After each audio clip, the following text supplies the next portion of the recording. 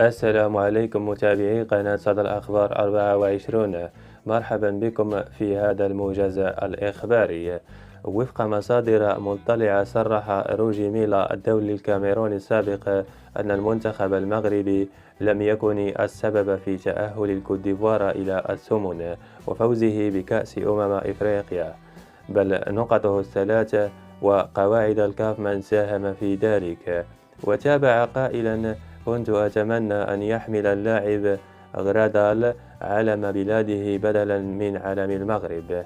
وتابع قائلا: يجب على المنتخب المغربي العمل على بناء جيل جديد قادر على الفوز باللقب بدل الادعاءات الفارغة بكونه سبب فوز الكوت ديفوار بكان 2023. فما رأيكم أنتم كمشاهدين لما صرح به هذا الأخير؟